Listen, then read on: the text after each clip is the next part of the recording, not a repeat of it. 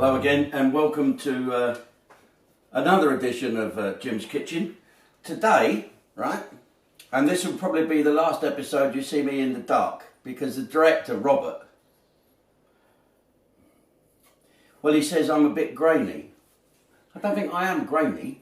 No, he meant the picture's grainy, not me grainy. Okay, sorry. Shouldn't you go out and sort of... I'm not allowed out. Oh, thank you. Right, so what we're going to do today is breakfast, okay? This is a version of a Spanish omelette. Now, the Spanish omelette is omelette and onions, basically. Exactly. So what we're going to do is do a little change of that. We're going to fry up some, what we've got here, we've got some sausages that I fried earlier and cut up. Some green jalapeno. Hello, Pino! Well, that's humour. And these are some potatoes that I've cut up and washed, get the starch off them. And that is some onion, and this is 6 eggs. Okay, what you do need for this is a good non-stick pan and a bendy, shut up, a bendy one of these. This is a bowl. I don't know if you're like me and your bin is 1,000 miles away from where you're operating. I just sort of stick that there, and when I finish with shit, just throw it in. Okay, so what we're gonna do first is put some sunflower oil in this thing here. The dog wants to join in now. Amazing. No, because I've switched this on, he's barked so he can piss off out into the garden. Roll on death. I shouldn't say that now in these trying times. Bloody hell, what a thing to say. Well, you've got to have the old gallows sense of humour, and you've got to keep eating. For those of you watching this in the future, this was filmed during this COVID-19 dreadful virus, so we're all staying in and eating. So we've had to restrict ourselves to like 5 meals a day, and this is Michelle's drink of choice. Mine is wine or scotch, or both if I want to get in a shitty mood. Right, so here we go. So what we're going to do is first of all deep fry all the bits and pieces. I hope you're enjoying these little things, and I know it's a bit of a laugh, but if you look at TV chefs, they say a little bit of this, a little bit of that. Now, here's my book. Now, this is not a plug because there's no more on sale. These are as rare as a Charlton away win, right? And it does say in here that all these recipes, to make a recipe your own, you have to add something to a recipe that no other chef does. So I've got one here by the late great Gary, and I've added an elephant to it. And I've put a thing there, an asterisk, so you don't have to add the elephant to it. See if you can guess which bit I've added to make mine. So look, we're going to get this nice and hot. There's a great story about this book. Sam Snelling, who used to work for me, when we put this book together, she sent it off to the printers, and so the printing is on the wrong page of the food. I'll give you an example. It says here, snorkers and chili toms, but there is not. It's an Italian dish of lemon spuds. We must do that. Italian sausage with lemony spuds. I don't like it. What do you mean you don't like it? You don't eat it. You don't like anything. You can't eat fat, can't eat glutens. Yeah. Right, here we go. So let's stick these in here. We want to brown these up. There they go. While they're sizzling away, might as well throw these spuds in as well. We're going to brown them up. We're going to like chip them up. Okay? And what we'll do, we'll then do the eggs.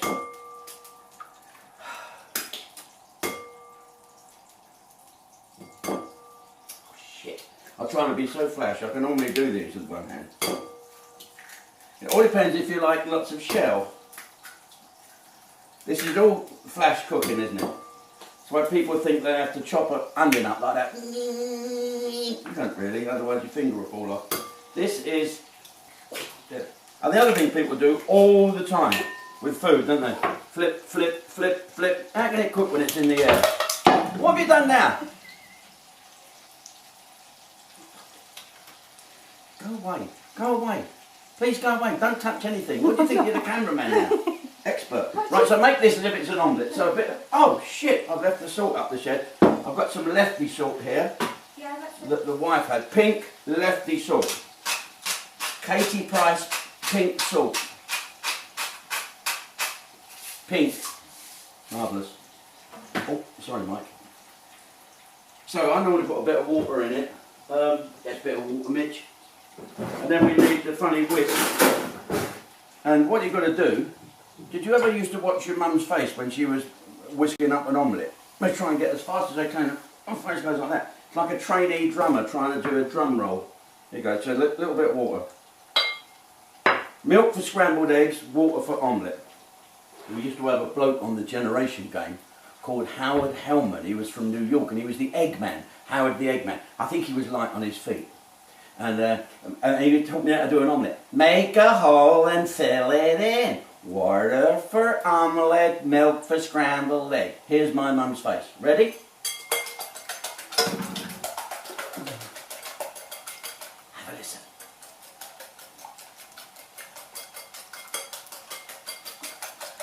Oh, where are you all, girls? Okay, so there's your omelette. Now you're not going to do anything for that. The first thing you're going to do is take your snorkers, little chipolatas, marvellous, from Robinson's in Stockbridge, they're the bollocks. Well, I hope they're not the bollocks. Throw in there, look. Gosh, I know that looks a bit strange.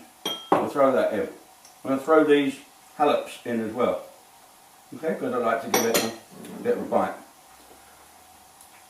One of my best friends, let's check this. That's alright, that's coming on a treat. One of my best friends was a Fijian soldier called Fred Marafono. He was wonderful. He had a great book about his life after he left the regiment and went over to Sierra Leone. Me and Goose went over to find him, you know.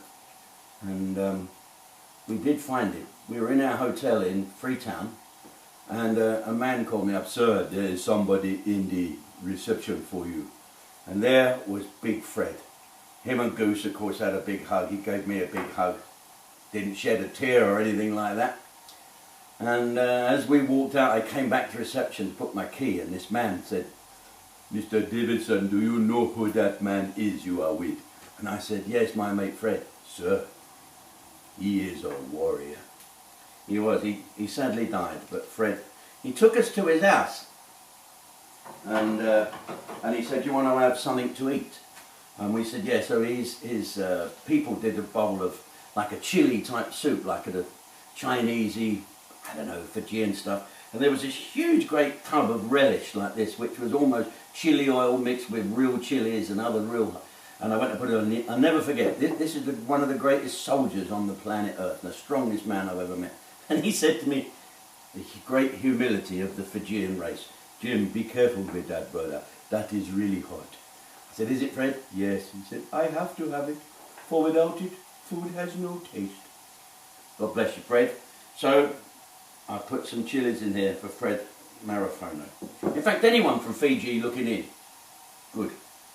Right, so let's have a little look at this. These are browning up nicely.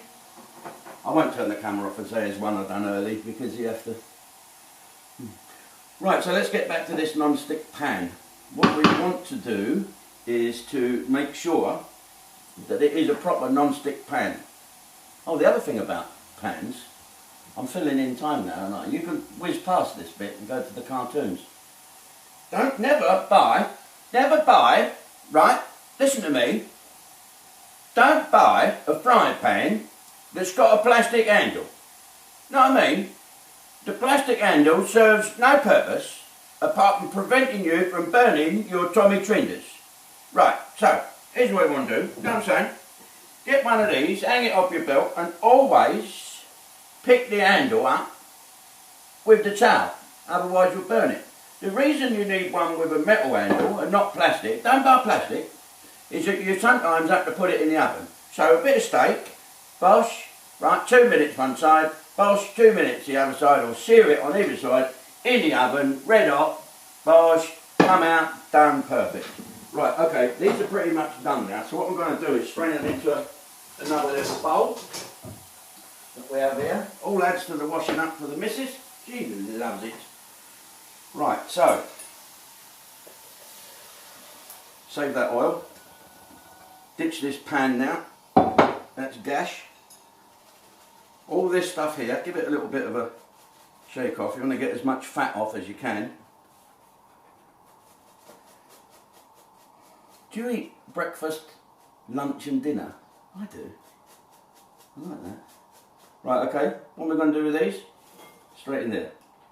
Okay, so we give them a bit of a stir up. And now we're going to prepare our omelette. And this is where the fun starts. And I might have to move the camera for this. Okay? So viewers, here's an edit. Right, so here we go. Nice hot pan. And we add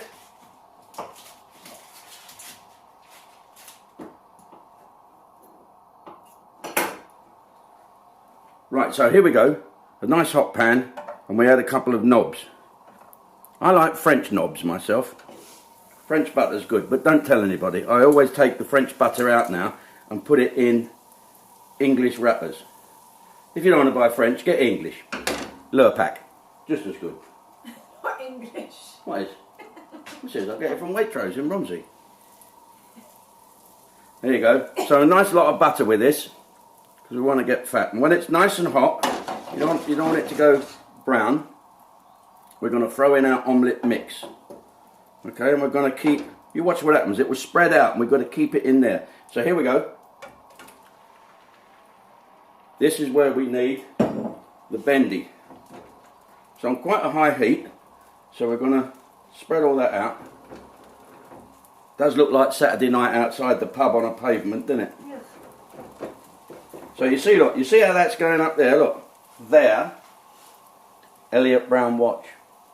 Shockproof, waterproof, guaranteed for life. If the mainspring goes, it slashes your wrist. There we go. So we want to keep these in, look. Keep this in. We're doing it, turning into a daisy. Keep them in like that, okay? Now, the bit is to make a hole and fill it in. Remember that. Because in a minute, we've got to turn this. And if it's for lollops, it flies everywhere. It happened to me once. And you bet your bottom dollar it's going to happen again now. So there we go. It's still moving about. That's why it's essential to have a non-stick pan. We can add a little bit of pepper and a bit of salt. No. What's that, John? Chili. We left the pepper up there. No, pepper. There you go, bit of that, bit of pepper. Remember them ones you used to do that? Oh, shit. Okay, so keep that moving. Now to help it along, we'll make a little hole there. Get that stuff in. We've got to. This is where guesswork comes in, because we've got to turn this over. This is not like pancake day. If you flop this up, it will fucking go everywhere. It'll be a nightmare. The dog has now moved into another country because he knows what's going to happen here. Okay, we're still moving that about. Looks lovely, doesn't it? I believe you can put whatever you want in this, but a proper, as I said before, the proper Spanish omelette is just onion and egg. What you don't want, you see that's runny there? You want to get rid of that bit of runny.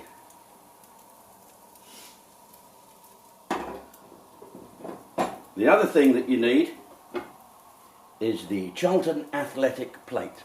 The reason it's a Charlton Athletic plate is it's the only plates we've got that are big enough to do this next thing I've got to do. But you really need to be a stuntman to get correctly.